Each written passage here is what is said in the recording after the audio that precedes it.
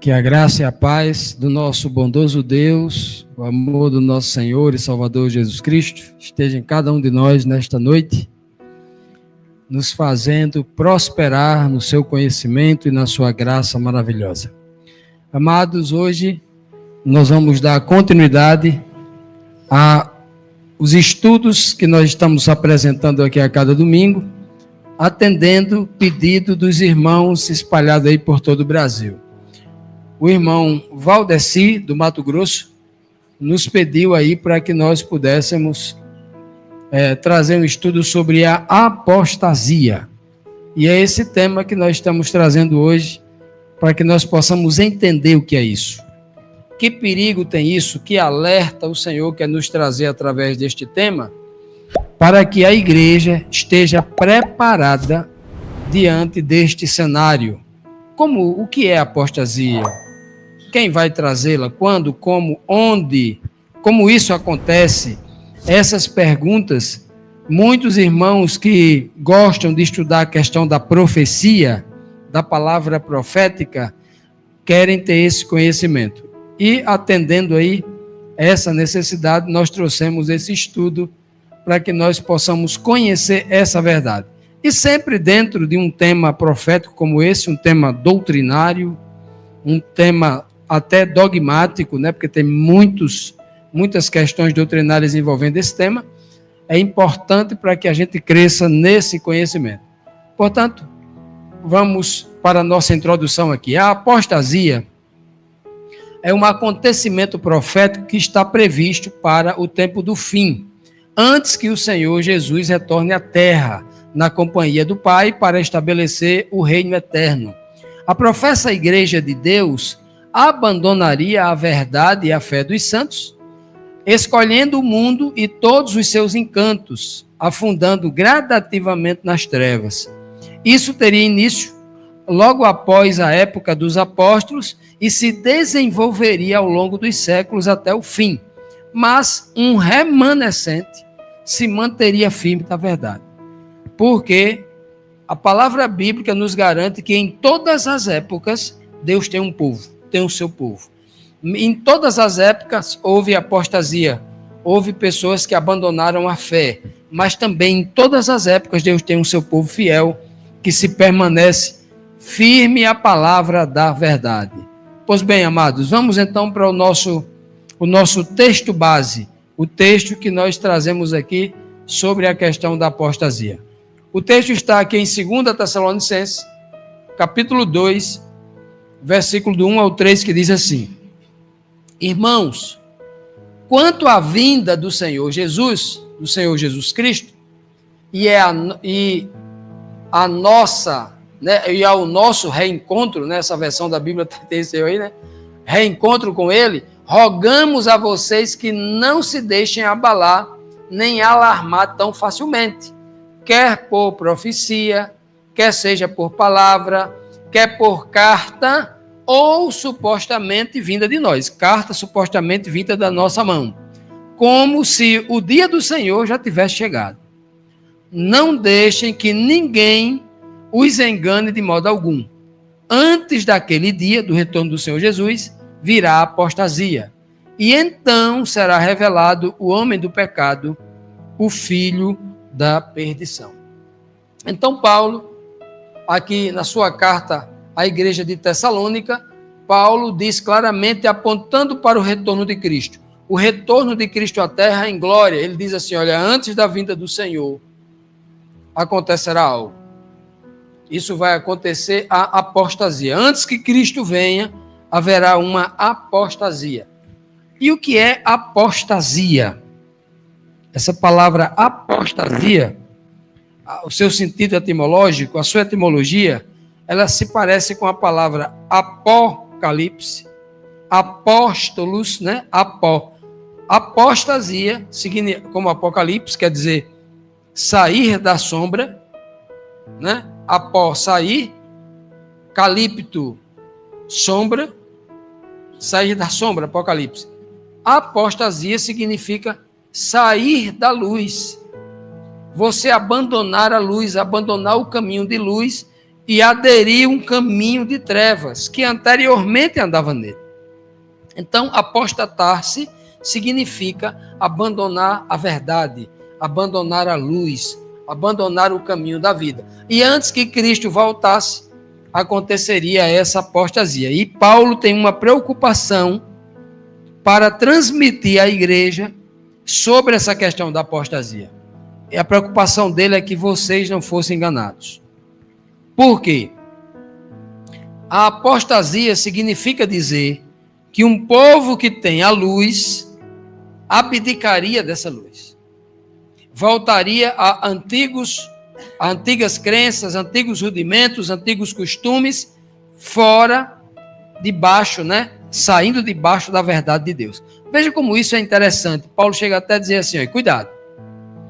Vocês não se deixem abalar por coisa nenhuma. Ele cita aqui 2 ou 3 coisas, Ele diz assim, nem que seja que apareça um profeta dando uma profecia.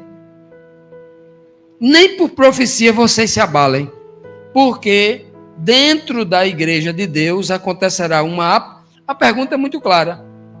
Dentro da igreja de Deus acontecerá uma apostasia. Eu pergunto para vocês, o mundo pode entrar em apostasia?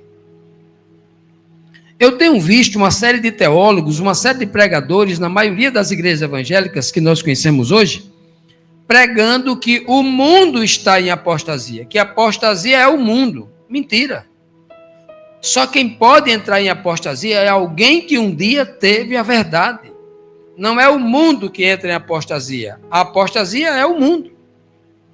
Quem entra em apostasia é uma igreja que teve a verdade. E quando começa essa apostasia a entrar no mundo? Logo após o período apostólico. Quando o último apóstolo desaparece, começa um processo lento de apostasia, lento e crescente. A apostasia cresceu muito durante a Idade Média. Aí eu pergunto, ela não existe hoje? Onde é que existe a apostasia? Dentro da igreja, não é fora da igreja. Apostasia só acontece dentro da igreja. Ok? Então, quando ele diz que viria apostasia, primeiro ele fala assim, por profecia. Cuidado, que ninguém engane. Tem muito apóstatas aí usando a palavra profética, a profecia. Ou por palavra. Tem gente usando, dizendo assim, mas eu estou pregando a Bíblia. Mas está pregando a Bíblia de forma torcida. Não está pregando corretamente. Isso também faz parte do processo apostasia. Ou que apareça alguém supostamente com cartas dizendo que os apóstolos escreveram essas cartas. Mesmo que apareça um novo evangelho de Pedro, de Paulo, tem aparecido muitos evangelhos aí, o Apocalipse de Pedro, o livro de Enoque, tantas outras que a mídia da internet tem tentado catequizar cristãos com mídia, só mídia, muita mídia. E aí essas pessoas têm se deixado cativar por isso. Quando a palavra firme já está lá nas Escrituras, conheça as Escrituras e você não vai ter dificuldade nenhuma de entender isso aqui. Então, Paulo diz, não deixe que ninguém os engane. E de maneira alguma. Nem ninguém, nem de modo algum. Ele diz bem claro que a apostasia viria. Então, isso já foi anunciado. É um processo que a gente vê durante toda a Idade Média. A quantidade de falsas doutrinas que entraram na igreja a partir da Idade Média.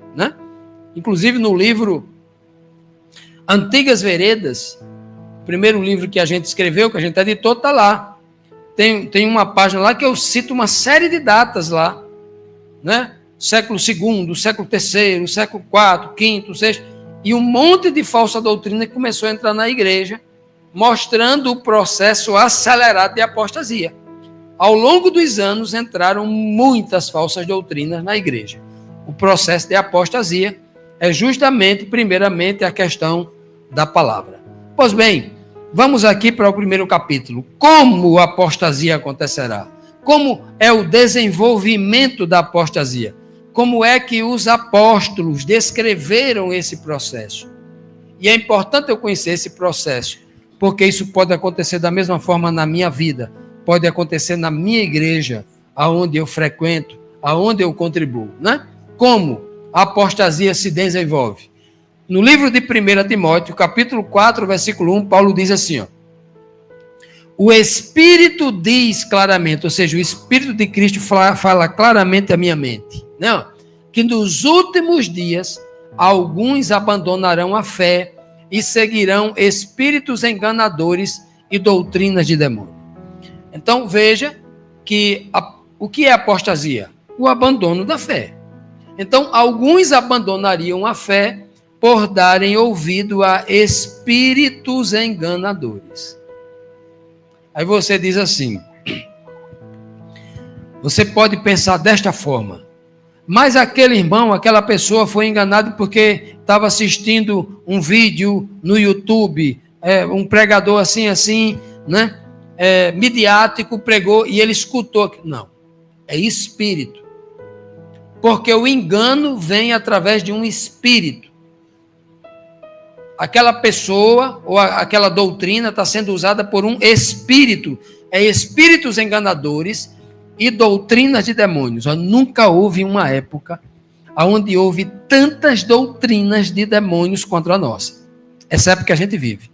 Mas são centenas de doutrinas que não se harmonizam com a Escritura Sagrada.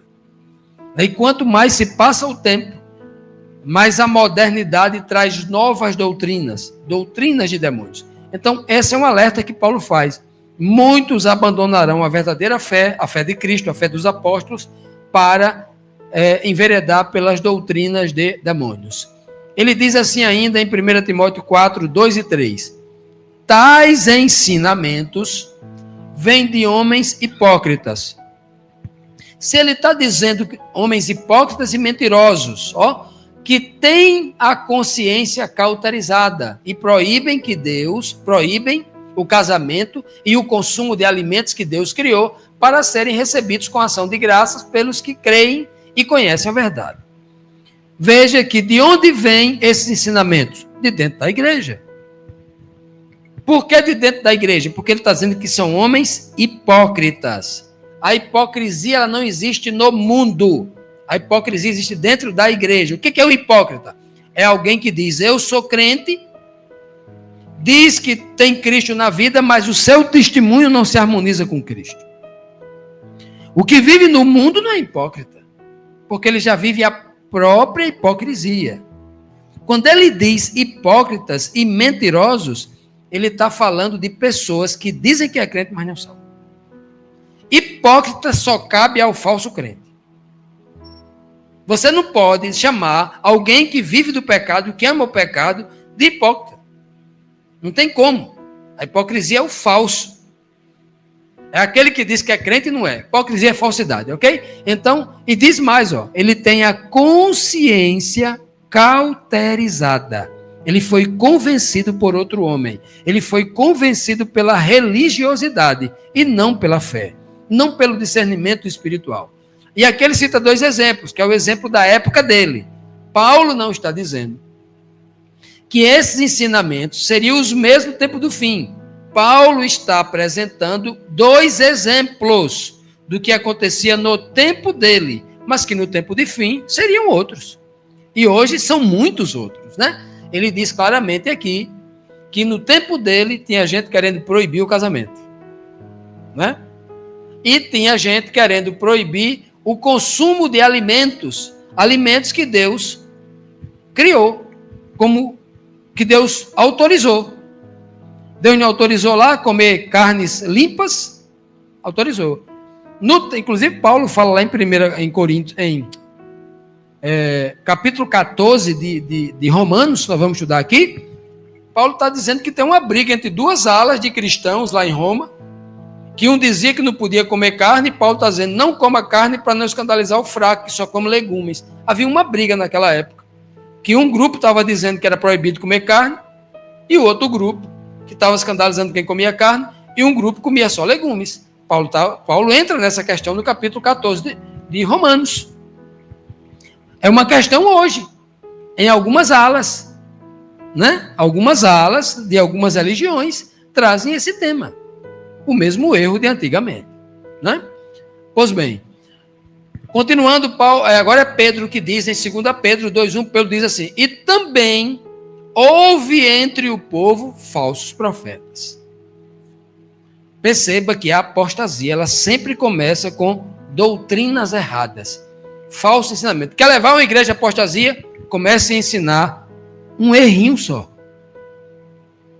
Tudo começa com o falso ensinamento. Ensinou a palavra de Deus errada, a igreja entra em apostasia. É o primeiro passo para a apostasia. Então, falsos profetas. Como entre vós, diz ele, haverá também falsos doutores. Falsos homens que diz que sabe da Bíblia, mas não sabe. Que introduzirão encobertamente heresias de perdição e negarão o Senhor que os resgatou. 2 Pedro 2:1. Então veja que Pedro está dizendo que esses, de novo, falsos doutores. Onde é que tem falsos doutores? Doutores da lei. Dentro da igreja. Não é fora da igreja. Porque a apostasia é algo que acontece no seio da igreja, não é fora da igreja.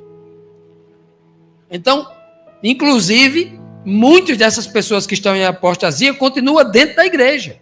Poucos são os que saem para ir para o mundo. A apostasia, ela continua dentro da igreja.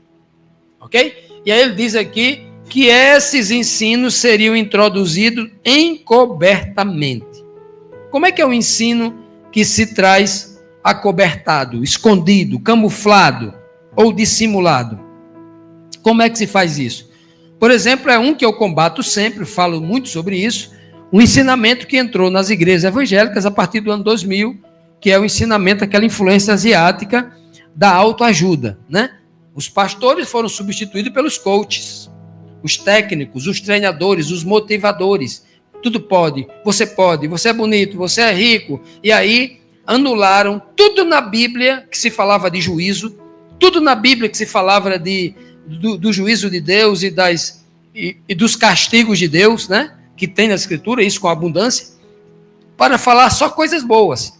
E daí, esse movimento favoreceu um outro movimento surgir nas igrejas evangélicas, que foi o movimento da prosperidade. E você vai agora, no domingo à noite, na maioria das igrejas evangélicas, e está lá o povo pregando, prometendo a você cura, prometendo a você salário, emprego, só falas agradáveis, e a palavra de Deus sendo fechada. Porque um movimento tendencioso, há 25 anos atrás, começou dentro das igrejas, e elas começaram a enxergar isso. E aí, entrou o quê? Mas é uma fala boa. Ele está usando um verso da Bíblia, dizendo que Deus vai prometer. Olha, Deus está prometendo aqui. Eu já vi pastor ler Filipenses 4,13. Tudo posso naquele que me fortalece. Está vendo? Você pode, você consegue e tal. Que mentira, o texto está dizendo... Tudo posso naquele que me fortalece, se eu estiver, tem uma condição, se eu estiver em Cristo. Se eu estiver obedecendo a Deus. A condição está muito clara. Lê o versículo 12 e o versículo 14. Então, textos isolados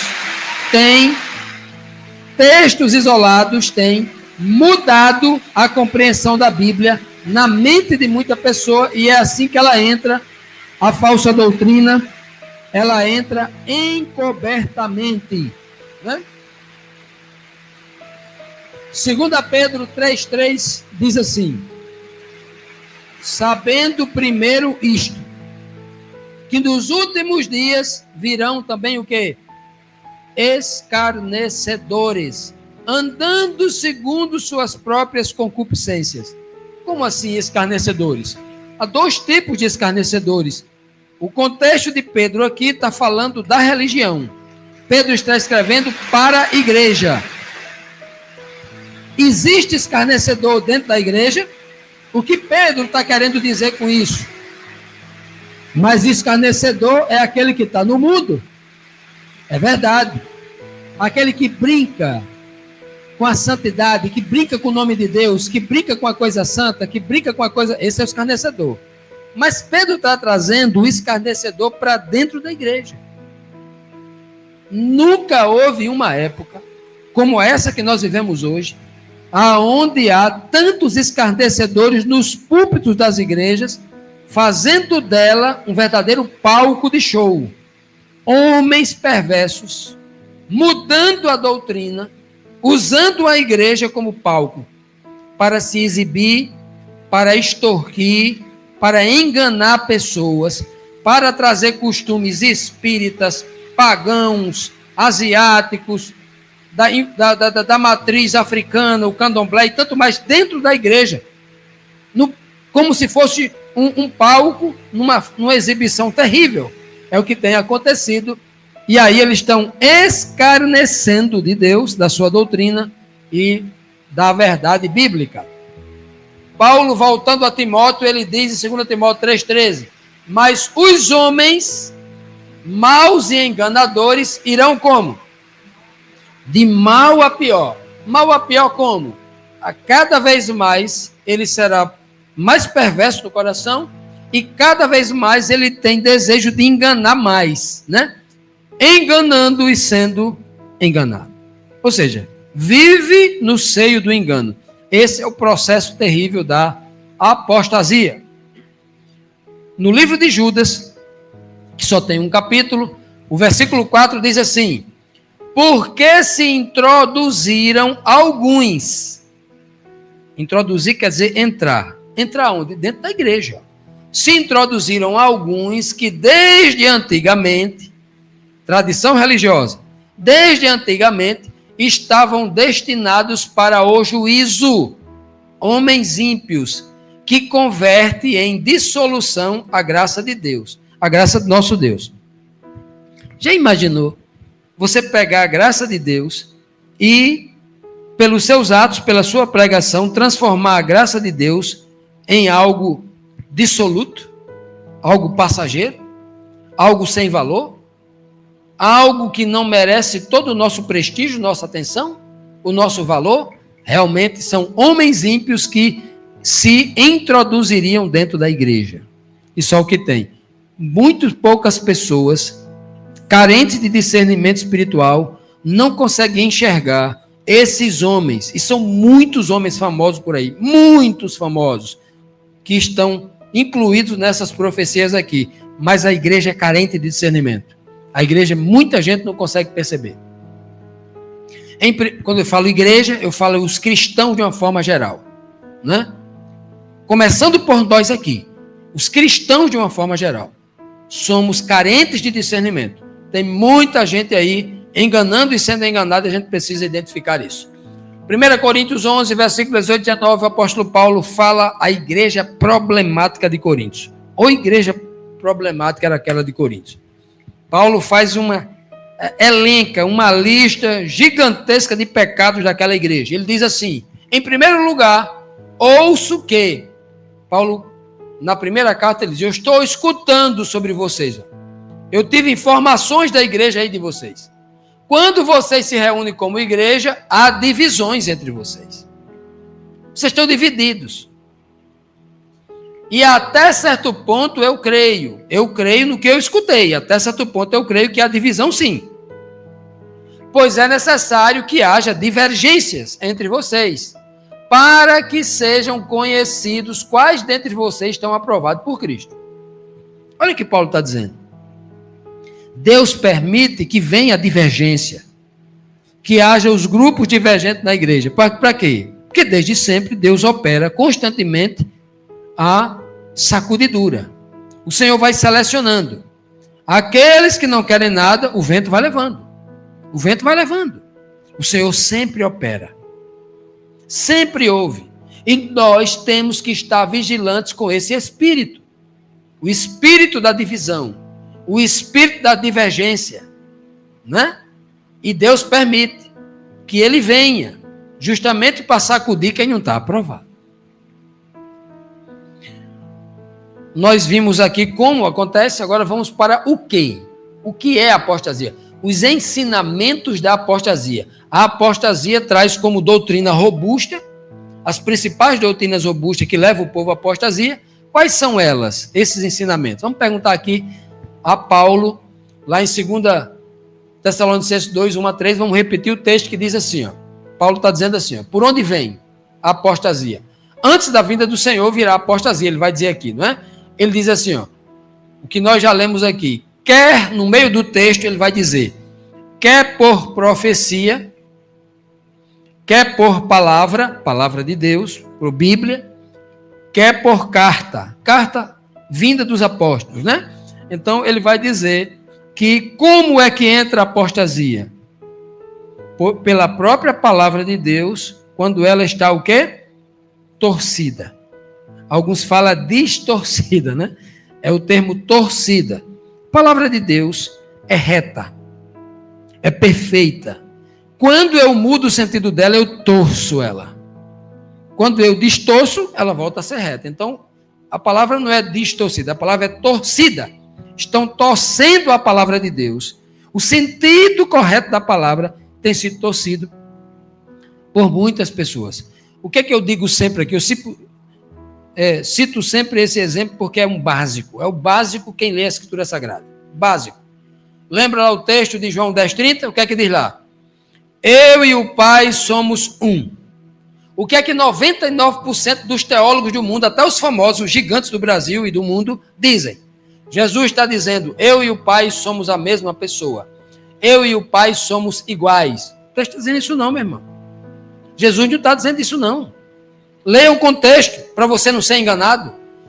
O texto não está dizendo, eu e o Pai somos iguais. Eu e o Pai somos um. Iguais é de igualdade. Um é de unidade. Eu e o Pai estamos unidos no mesmo Espírito, é o que ele está dizendo? Eu e o Pai temos os mesmos propósitos, os mesmos planos, os mesmos desejos.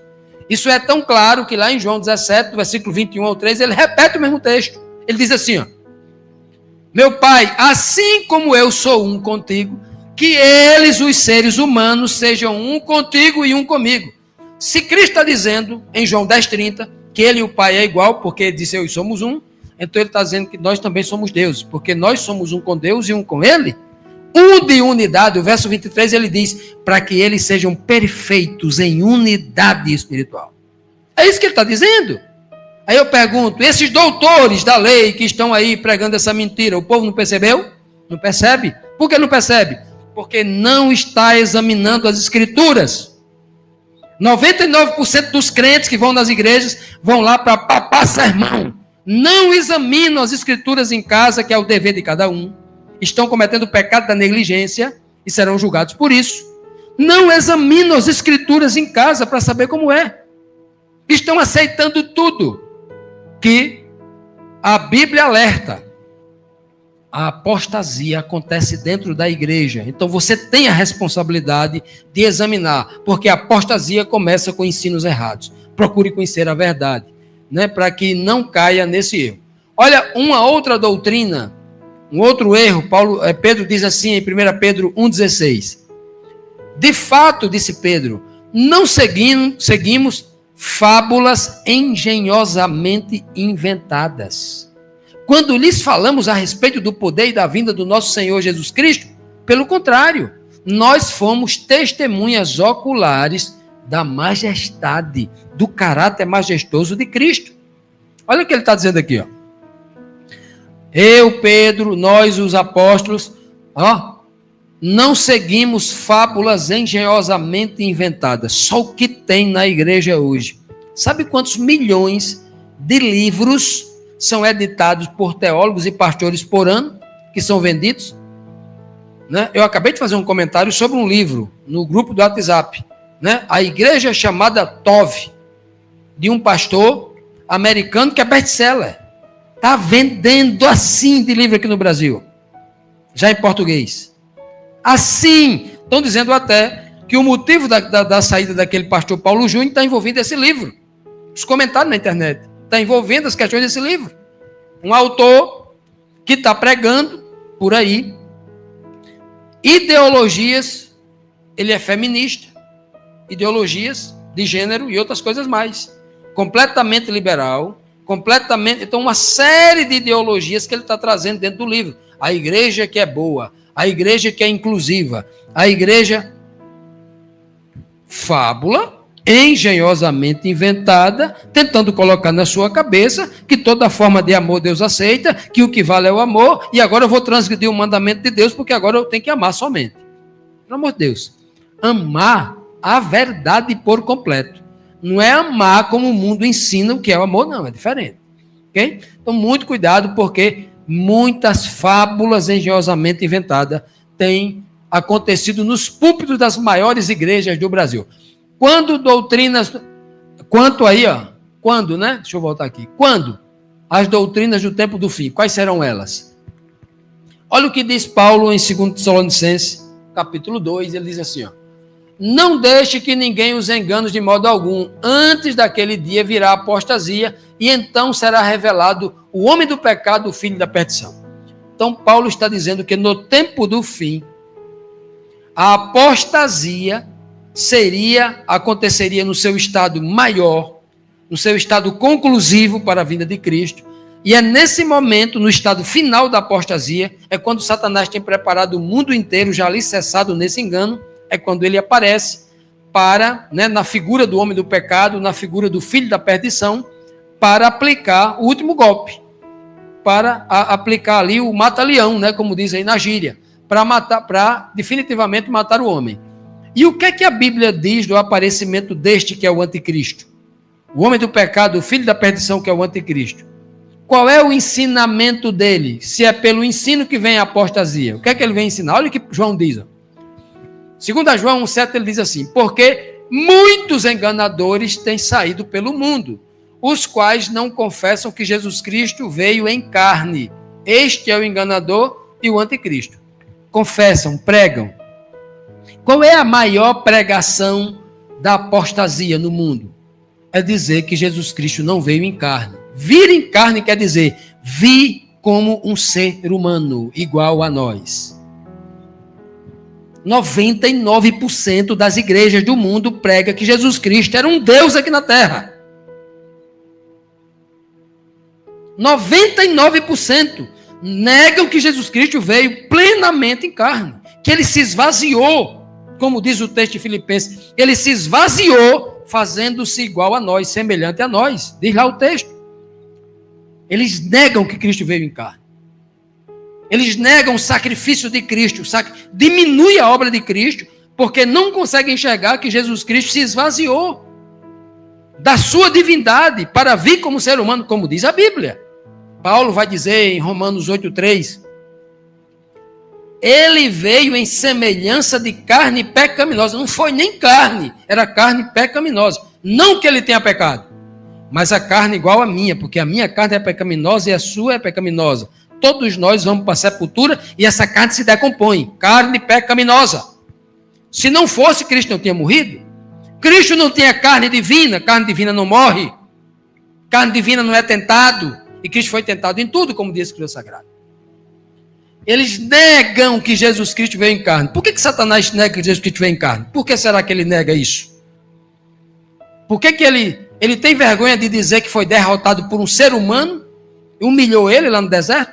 Tentou o ser humano que estava morrendo de fome há 40 dias, ele não conseguiu vencer? Ele tem vergonha de dizer isso? Porque se ele confessar isso, ele está dizendo que você e eu, como ser humano, pode vencer ele também? No poder de Cristo? É isso que o anticristo está dizendo. Diminuindo a pessoa de Cristo. Aí ele criou uma história fantasiosa, dizendo assim, não, é melhor que eu diga que Jesus Cristo é Deus, porque eu estou bajulando ele e ele gosta. Será que Jesus Cristo vai aceitar uma mentira que você está bajulando ele? Será que Jesus aceita a bajulação quando você está diminuindo a obra dele?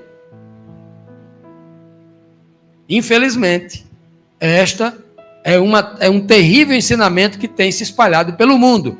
De novo, João diz aqui em outro verso, 1 João 4, 2 e 3.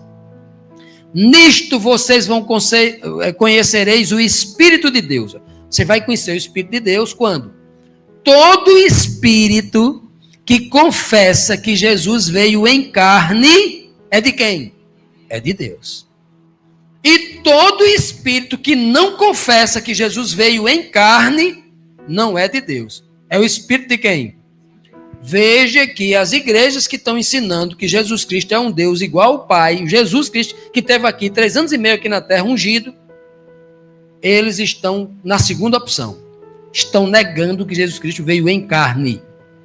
Quando eles dizem assim, não, mas ele veio numa carne, ele era 50% homem e 50% Deus, que foi uma alternativa criada na Idade Média pela Igreja de Roma. Aonde é que está o verso bíblico dizendo que Jesus era um ser híbrido, metade homem, metade Deus? Onde é que está isso? Ah, foram lá na cultura grega pegar, né?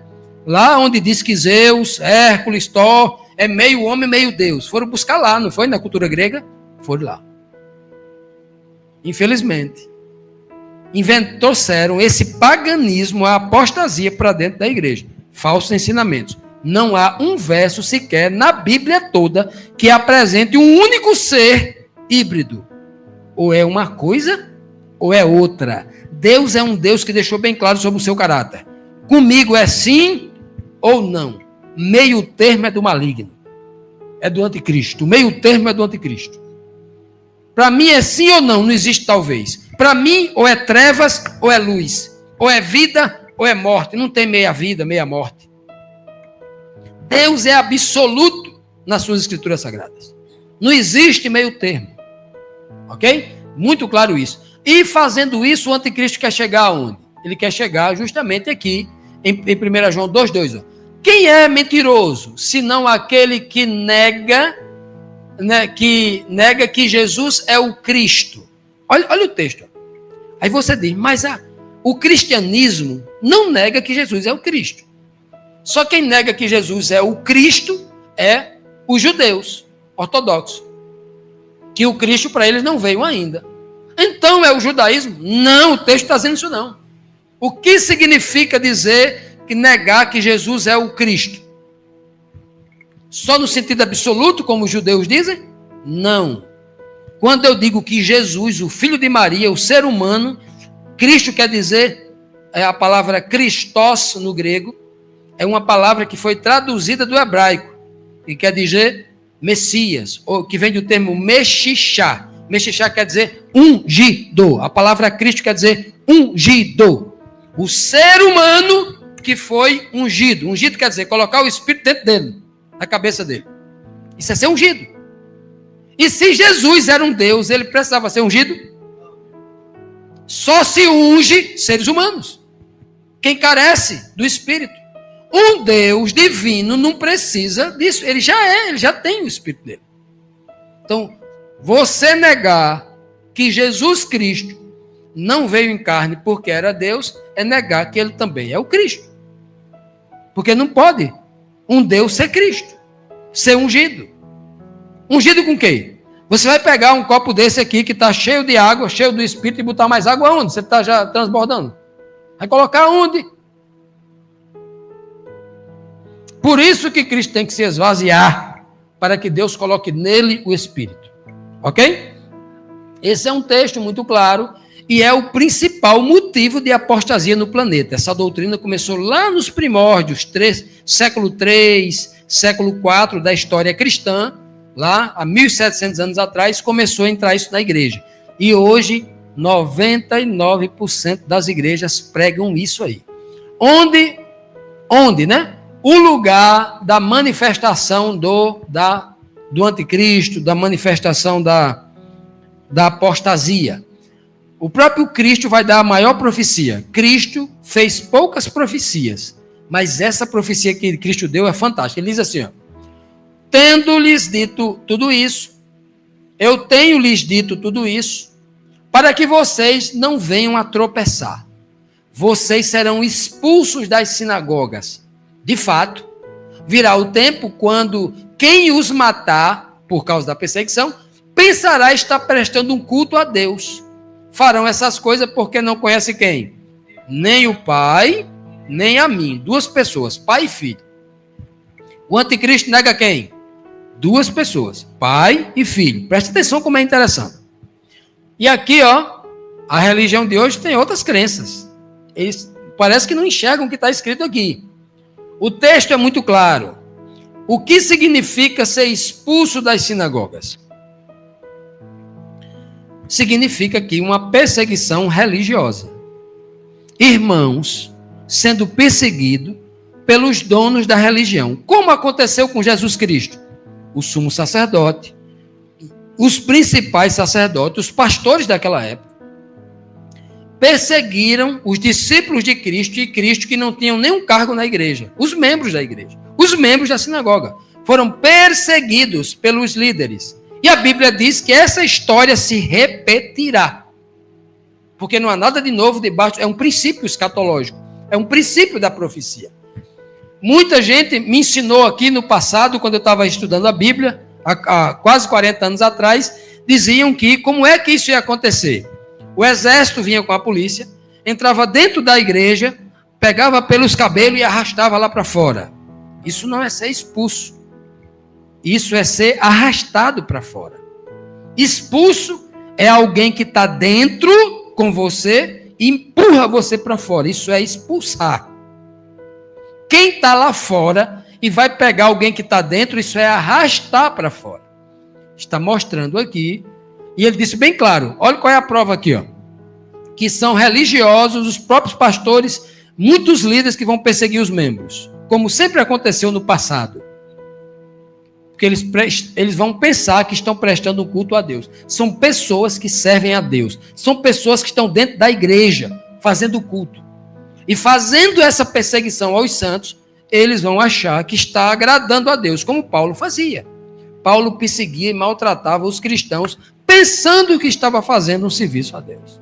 Que não era. Está aqui o que Cristo está dizendo. Ó. Apontando para o tempo do fim, apontando para dias antes da sua volta lá. Ó. Acontecerá isso aí, porque o povo não conhece mais a minha pessoa, nem a pessoa do Pai. Ele vai dizer aqui, em 2 Tessalonicenses, capítulo 2, Paulo vai dizer no versículo 4, este, referindo-se ao anticristo, este se opõe e se exalta acima de tudo o que se chama Deus, ou é objeto de adoração, a ponto de assentar-se no santuário de Deus, proclamando que ele mesmo é Deus. Onde é que acontece o problema? Dentro da igreja. O anticristo é um religioso. Ai não, é porque a novela de um determinado canal de TV aí apontou o anticristo como um empresário rico e poderoso com a cicatriz na face. Que mentira, o anticristo, ele é religioso. Ele é um líder político de alta influência, com todo um apoio das maiores religiões do planeta, das maiores igrejas. Esse é o anticristo. O anticristo não é um mundano, não é como alguns querem dizer, é o Macron, é o Elon Musk. Não, ele está dentro da igreja, se assenta como se fosse o Deus, o Elohim, ou representante do próprio Deus, para operar os seus enganos, operar o seu plano macabro, obviamente, comandado pelos espíritos ali, né, do próprio diabo. Qual o perigo que nós encontramos aí na apostasia? Ou no resultado da apostasia?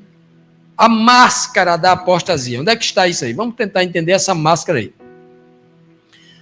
No livro de Hebreus, capítulo 6, versículo 4 a 6, ele diz assim, ora, para aqueles que uma vez foram iluminados, para aqueles que já escutaram a verdade, que conheceram a verdade e viveram nela, provaram o dom celestial, tornaram-se participantes do Espírito Santo, experimentaram a bondade da palavra de Deus e os poderes da era que há de vir, e caíram, apostataram. É impossível que sejam reconduzidos ao arrependimento, pois para si mesmos estão crucificando de novo o Filho de Deus, sujeitando à desonra pública, à vergonha pública. Olha só, o texto está nos dizendo o perigo da apostasia, a recomendação para que a gente se policie, para que a gente não entre em apostasia, porque se um dia você conheceu a verdade plena, a verdade bíblica, sobre quem é Deus, o que é Deus, né? Paulo fala sobre o conhecimento de Deus, né? Paulo deixa isso bem claro. Então, se você teve essa verdade plena, da verdade bíblica plena na sua cabeça, e você abdicou desta fé, você rejeitou esse conhecimento, e abandonou, é como se ele dissesse, não tem mais perdão. Por quê? É como se você tivesse levando o Cristo a morrer por uma segunda vez, e Cristo só morre uma, não morre duas. Ele não tem como morrer duas. Se Cristo já morreu a nossa segunda morte, como é que ele vai morrer uma segunda vez? Não tem. Como ele diz assim, ao homem está destinado a morrer apenas uma vez, e segue-se imediatamente o quê? O juízo. Então, não tem perdão para aqueles que um dia foram iluminados com a verdadeira verdade e experimentaram o dom celestial lá da frente. Prometido. Se ele fez isso e apostatou-se, caiu da fé, Paulo está dizendo aqui que eles não têm mais jeito porque Cristo não pode morrer uma segunda vez. Né? Então, o Senhor, diante da apostasia, ele promove o escape, o remédio contra a apostasia. Olha como é que o Senhor faz. Em 1 João, capítulo 4, versículo 1, João diz assim: amados, não creiais a todo espírito, não creem em todo espírito, mas provai se os espíritos são de Deus, porque já muitos falsos profetas, muitos, não são poucos, muitos falsos profetas têm se levantado no mundo. Veja o que João está dizendo aqui no capítulo 4, na sua primeira carta. Provai os espíritos. Sabe qual é o problema aqui? É que a maioria dos crentes de hoje, dos professos cristãos de hoje, é que eles não conseguem provar nem o homem, quanto mais os espíritos. Eu conversando num grupo de WhatsApp que me colocaram lá, eu dizia assim: rapaz, como é que você tem coragem de participar de uma igreja onde o presidente geral está envolvido em falcatruas, milhões de desvio, adultério com a cantora principal dele? Só todo mês é 1, 2 escândalos. É uma igreja aqui, é uma pentecostal aqui, é um evangélico aqui, é uma arminiana aqui, é uma luterana aqui, é um crente. É todo. Estou falando dos evangélicos, estou falando dos católicos, falando só dos evangélicos, que a gente está no meio envolvido. Todo mês é um escândalo. E a pessoa fala assim: não, eu vou continuar dando o meu dízimo lá na igreja. Eu digo: como é que você tem coragem de dar um dízimo a um cara que está te roubando? Não, mas o problema é dele. Se ele está roubando, o problema é dele. O problema é seu. A Bíblia diz que você é cúmplice. Você não pode dar um dinheiro que você acha que é sagrado para um ladrão roubar, rapaz. O texto está dizendo: sai dela, povo meu, para que você não seja cúmplice dos seus pecados. O pecador não é só o que rouba, não, é o que dá também. Você está sendo cúmplice. Todo domingo eu vou aqui na feira fazer minhas compras ali. E todo domingo eu estou comprando, chega alguém me cutucando aqui. Me dê R$2, R$5 para comprar não sei o que. Aí eu olho para a pessoa, uma pessoa saudável, né? Que pode trabalhar tudinho e tal. Às vezes é uma mulher sofrida com a criança, a gente ajuda, né? Mas outros que abrem a boca, né? Os dentes cheios de farinha, catinga de cachaça. Ele vai querer dinheiro para beber, meu amigo. Eu não vou dar dinheiro para ninguém beber. Eu não vou ajudar. Eu vou ajudar quem precisa e não quem não precisa. Porque eu não vou ser cúmplice de um erro dos outros. Simples assim. E aí, é um princípio bíblico. A Bíblia está me dando um princípio bíblico. Eu não posso ser cúmplice. Aí, ó, como é que eu posso provar os espíritos? Aí você pergunta: eu tenho que ser batizado com o Espírito Santo para provar os espíritos? Também. O batismo com o Espírito Santo é uma das maiores promessas bíblicas. Todos nós temos que experimentar. Mas, qual é a única forma de provar os espíritos? João vai dizer aqui: palavra. Pela palavra. E quais são as igrejas que estão ensinando a palavra? Pergunta. Quais são as igrejas que estão valorizando a palavra? Se o maior poder... Vou repetir aqui, preste atenção nisso. Se você não escutou nada até agora, escuta o que eu vou dizer agora. O maior poder que Deus dá ao homem neste planeta é a palavra. Sem palavra não tem poder, não tem batismo com o Espírito Santo, não tem fé. A fé vem pelo ouvir o quê? E a palavra de: eu sou batizado com o Espírito Santo sem fé? De jeito nenhum. O Espírito é dado segundo a fé. Como é que as igrejas vão chegar no nível de fé se a palavra não está sendo ensinada?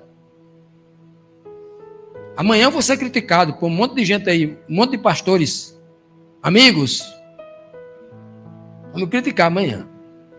Por que você dá um estudo desse? Você passou 1 hora falando, dando um estudo com 40, 50 passagens bíblicas. Só precisava de 2, 3. É por que você não ensina a palavra na sua igreja que o povo não sabe nada sobre a Bíblia? Ensine a palavra e deixe que o Espírito trabalhe na cabeça das pessoas. Porque a Bíblia diz que todos serão ensinados por Deus. E sabe como é que as pessoas são ensinadas por Deus? Se as pessoas se familiarizarem mais com a palavra. É na palavra que ele tem o poder. O Espírito vai batizar. Qual é a obra do Espírito? Convencer o mundo do pecado, da justiça e do juízo. E ele diz assim, ó, o Espírito vos fará lembrar de tudo o que eu vos disse, o que está na palavra. Como é que o Espírito pode atuar na minha vida se eu não conheço a palavra? Se eu não conheço a palavra, o anticristo vai me enganar. O que é que Paulo diz sobre o anticristo? Ainda que desça um anjo do céu, o anticristo, um anjo do céu, pregando outra palavra, outro evangelho. Mas como é que eu vou saber se é outro evangelho se eu não conheço a palavra? Pregando outro, seja anátema. Tenha coragem de dizer para aquele anjo, com a espada de fogo, com 2 metros de altura: ô anjo, tu e o teu evangelho podem ir para o inferno, você é maldito. A Bíblia diz, Paulo diz, ó, diga, anátema, você é maldito, você e seu evangelho. Como é que a igreja vai dizer isso se ela não conhece a palavra? Provai os espíritos. Espírito é provado com a palavra. Jesus venceu Satanás no deserto. Um homem 40 dias de fome ali, passando fome, no jejum. E Jesus falou para ele assim, olha, está escrito, também está escrito. O tempo todo que está escrito, porque ele conhecia a palavra. A falta de palavra é o grande cenário, é o celeiro, é o grande terreno que favorece a apostasia. Quem não conhece a palavra está preparado para a apostasia. João 16:13, Jesus fala assim, ó, mas quando o Espírito da verdade vier, o Espírito da verdade, o Espírito que pertence à verdade, o Espírito dá. Quem é a verdade? João aqui 14, versículo 6. Quem é que diz lá? Eu sou o caminho, eu sou a verdade. Quem é a verdade? Cristo. O Espírito da verdade. O Espírito de quem? De Cristo. Eu sou a verdade, que ele diz lá, ó, quando vier. Qual é o Espírito que é enviado aqui para a nossa cabeça? Qual é? Paulo diz lá em Gálatas 4:6, porque vocês são filhos, Deus enviou aos vossos corações o Espírito do seu Filho. É o Espírito que é enviado a nós, o Espírito de Cristo. Ó, mas quando vier o Espírito da verdade, ele, o Espírito da verdade, os guiará em quê? Em toda a verdade. Não falará de si mesmo. Porque Cristo falou de si mesmo aqui, Cristo? Falou do Pai, né? Não falará de si mesmo, falará apenas o que ouvi. E Cristo pregava o que ele queria ou o que ele ouvia de Deus? Ele disse várias vezes, eu não falo nada de mim mesmo. Tudo que eu falo são as palavras que eu escuto do meu Pai, né? E lhes anunciará o que está por vir. Veja que é somente o conhecimento desta palavra que faz a gente ser vacinado contra essa tal de apostasia. E concluímos aqui com o último capítulo, falando sobre os vencedores, aqueles que vencerão a apostasia. Qual o segredo para vencer, então, a apostasia? Apocalipse 20, verso 4, diz assim, ó, João fala, e vi, que são visões, Apocalipse é toda visão, e vi tronos, e assentaram-se sobre eles. Quem assentou sobre ele? E foi-lhe dado o poder de julgar. Aqueles que se assentaram no trono receberam um poder de rei, de julgador. Só quem julga é rei, né? Quem senta no trono? Rei, de julgar. E vi almas daqueles que foram degolados, cristãos que foram martirizados, cristãos perseguidos por causa da verdade. Ó, degolados por quê? Por causa do testemunho de Jesus que eles deram. E por causa de quê? Da palavra de Deus. Ninguém é perseguido por pertencer a uma igreja, por ter dinheiro, por ter sido próspero, não. Você é perseguido por duas coisas só: testemunho de Jesus e a palavra de Deus. Está lá no capítulo 12 de Apocalipse, verso 17. Tá? E o dragão irou-se contra a igreja e foi guerrear os seus descendentes. Contra os seus descendentes. Aqueles que guardam os mandamentos de Deus, a palavra de Deus, e têm o testemunho de Jesus. Capítulo 14, verso 12, ele vai repetir a mesma coisa. Sempre as duas coisas. Ó. Aqui estão os santos. Quem são os santos? Aqueles que guardam os mandamentos de Deus, a palavra de Deus, e têm a fé de Jesus, o testemunho. Sempre essas duas coisas. Eu não posso em hipótese alguma, dar o testemunho de Jesus se a palavra de Deus não estiver na minha mente. Conhecimento, né? E que esses foram degolados por causa do testemunho de Jesus, a palavra de Deus, e porque não adoraram a besta, nem receberam a sua imagem, e não receberam sinal em suas testas, nem nas suas mãos, e viveram e reinaram com Cristo durante 1000 anos. Então veja que os vencedores que vão reinar com Cristo são aqueles que venceram justamente, capaz de dar sua própria vida, foram degolados por causa do testemunho de Jesus e a palavra de Deus, né? E porque conheciam a palavra de Deus e testemunhavam como Jesus, é que eles tiveram força para enfrentar a besta. Portanto, concluímos dizendo aqui, enquanto muitos que estavam na luz foram para as trevas, experimentando a apostasia, muitos saíram das trevas e vieram para a luz, pelo conhecimento da palavra. A apostasia e a luz coexistem neste mesmo mundo, desde sempre, mas no tempo do fim, as trevas do engano, de maneira assustadora, aumentarão, o engano e a mentira, para tentar alcançar os santos. Mas o Senhor nunca deixará de difundir sua luz, deixará de difundir a sua luz sobre os santos. A palavra é bem clara, no Salmo 119, versículo 105. Lâmpada para os meus pés é a tua, e é o que também? Luz para os meus caminhos. Quer ser iluminado para não cair nas trevas da apostasia? Palavra de Deus.